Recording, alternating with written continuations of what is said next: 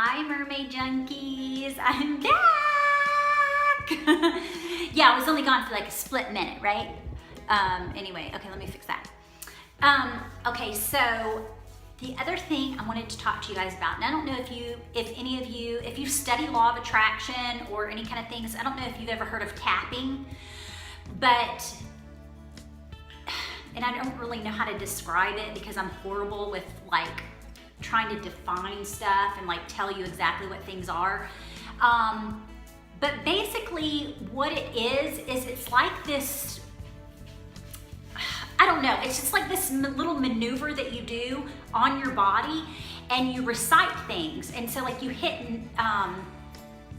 like pressure points in on your body, and it's supposed to help you, not supposed to, well, it does help you actually. And it's supposed to help heal you in like metaphysically. And metaphysically is basically like, it's basically the laws of the association between your body parts, like your mind and your spirit and your joints and bones and all of these different things like pains and aches and stuff that you have in your body is a good definition of what's actually happening to you metaphysically, which means internally. Like if you're really stressed, like these are just a couple of them, okay? Because I know, because I've had these particular ones that I worked and did some tapping with them. And so I thought that this video would be very informative of, and I'll put a link down that shows you how to tap, because it's not a really hard process and it actually really does work. And I wouldn't recommend this if I didn't know that it worked for myself. And so I'm all for giving all of these different beautiful ideas and different suggestions to my fans that are trying to work through things. You know, maybe you have ailments, maybe you have illnesses, and it was triggered by one of our girlfriend of mine in high school. She passed away over the weekend, or was it last week, I think. And I didn't tell anybody this, but I had started to work with her with oils. And I know that she had reached out to me. It was not long ago. It was a month ago. She reached out to me and wanting some oils, and I was telling her about tapping and things as well.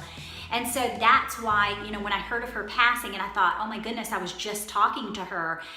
And I know she was reaching out for help. So I thought that this would be a very good thing. And I think that there's a lot of people that struggle with physical ailments, you know, whether it's diseases or, you know, indications of perhaps diseases that are impending, and that there is a way to overcome these things. And so much of it has, and I'm not saying, and I'm not here to say that, you know, I'm a doctor or anything, you know that about me, but I will say that I can speak through my own experience and things that have helped me, and how I know medication didn't help me, and how I was just taking medication to almost like to mask my pains and emotions, because that so much, you guys, is what it is about. Is that when you are having pains and ailments, it is a clear indication that, I like that word, do you notice that? Clear indication, because I've used it several times, it's your body and your spirit, your inner being telling you that it can no longer. So what happens is, so let me start back, okay? What happens is when you start to have aches and pains, or you develop illnesses like cancer, for instance, or arthritis, or any kind of disease of any sort, it is basically your internal self telling you physically that you have things that you have not, that you have suppressed, that you have hidden things within your being that you have not addressed. It could be pain. It could be from, maybe you were molested as a child. Maybe you were raped repeatedly as a child. Maybe there was, you know, you saw the acts of violence in your home, or maybe your father killed your mother. I mean, I'm telling you, it could be drastic. Or it could be like me, is that where I was taking medication and I was I was taking more and more of it. And I was always the kind of person that hated feeling subjected, almost like that had control over me, as that I needed to take a antidepressant pill because I was like, oh, I'm depressed or whatever. I mean, I got to the point to where, I was taking enough to kill an elephant. I mean, and it still wasn't doing it, wasn't cutting it. I needed to keep increasing because now and then they need to put you on another medication because that one's not working, or they need to, you know what I'm saying? It's like, it's a never ending freaking battle. And it's basically, all it is it's your inner being telling you, you need to address these things. Stop trying to mask over with a pill or something. And then when you no longer listen to your inner voice, your God, like your internal being, the only way is for the universe, law of attraction, is that your body starts to fall and fall apart. Because if you're not going to listen and get these things out and address these things and try to heal and move forward and take care of your inner being, your heart, your soul, then there's no other way. I mean, pain is going to get you to pay attention. And so what we will start to do with that is we'll start to have diseases and things will start to happen to us. Our bones and joints will give out. And it's because you are not listening to your inner guidance system. You have shut it and pinched it off so long that this is the only thing that God knows to do to get your attention. And it's not like he's doing it to punish you.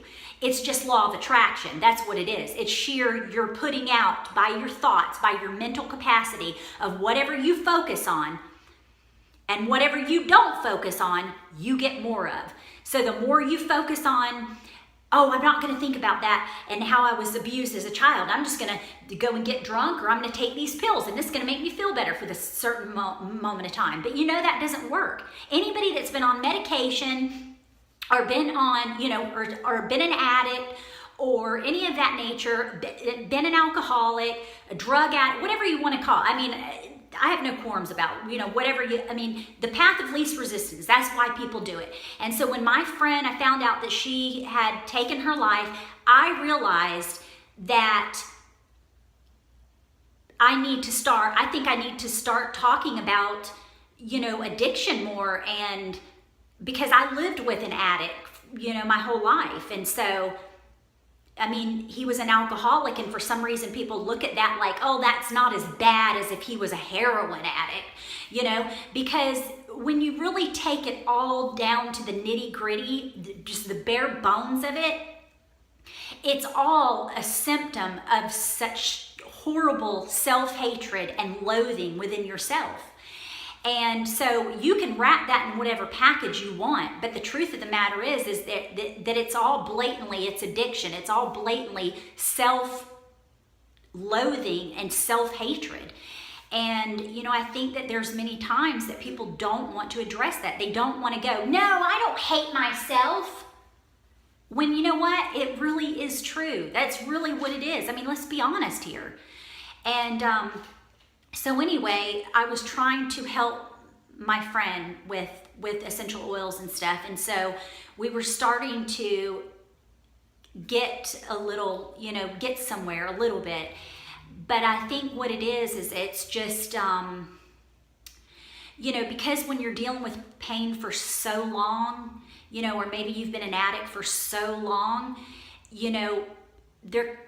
there sometimes comes a point to where the only path of the least resistance, where you want out of pain, is to just take your life, and you are out of pain. There's no more resistance in your life whatsoever. And so, I've heard continually throughout my life, because I've seen suicide on a number of occasions with people that I know, and I've been really up close with it. And I think what it is that you can't take it personal, because it's not about you. And I know people say, oh, well, that's the most selfish act you can do. But you know what? We were born on the earth selfish. When it comes down to it, do I care more about you or my feelings? I care more about my feelings than I care about your feelings. And that's the truth. If you were to look in the mirror and say, who do I really care about more? Oh, I really love that person. I love that person so much. You really love yourself more than you love other people. And there's nothing wrong with that. That's how we were made. And I think if we can come to terms with that and just start being more accepting of ourselves and saying, you know what? It wasn't about you. That person took their life. It wasn't about you. It was about them and what they want. And ultimately, we are always going to get what we want first. Ultimately, we will always get what we want first. And that's a hard pill for some people to swallow. But that is my truth. And I know personally that, I don't hold my friends at fault at all for that, because I know that they, as soon as they're released from this mortal existence, they're really not dead. They're really not dead, and they see things differently. And so it's our job to try and see them in an unconditional, loving way, like God or Source sees us now while we're physically here, instead of waiting. And so I try to remember that every day. It's like when I'm with Jeffrey, I try to remember, like, he is just utter sheer perfection. And he's perfection for me. He might not be perfection for other people, but once again, other people are not looking at him with the love from God's eyes, And because when you look at somebody and all you see is perfection and goodness in them, that's all you see in that person, you're seeing them from Source's view. That's exactly what you're seeing. And that's the most beautiful love of all. That's the most beautiful, beautiful thing of all. Anyway, this was like a total preaching session, wasn't it? Anyway, no, I didn't mean it like that. But I'm going to put that link underneath for the tapping. And if you guys are interested in that, I'm going to talk on the next video about the specific things that I had issues with, the metaphysical things that I was dealing with. One was resentment and financial distress. And this was like probably 5 years ago when I first started tapping. And so I had a lot of back problems, lower back problems. And if you find that you do have lower back problems like that, that's a good indication that you might be struggling with, fear of the unknown, that kind of thing. And so it kind of goes into all these different things about, like, if you had abuse or whatever, you might have certain ailments on your body that are those trigger points for that. And so the other one is my kneecaps. Like, I used to have huge issues with my kneecaps. And the metaphysical reasoning behind that was the fear of stepping forward in life, the fear of the unknown. And when I did tapping, I have never, and this has been 4 years now, I've never had another issue with them, ever. Never like, it's acting up again. Nope, I've never had any of those issues. Back issues, nope. And so it's all getting inside and releasing those things and starting to have self-love. And so if there is anything my channel is self-love. I mean, we can never do enough to have self-love. And I hope this served you. I want you to know each that I love you so much, and I love talking to this camera because I know that you're out there watching me, my silly self. But I hope that you have a great day, and as always, I'm yours until my next swim. Ciao!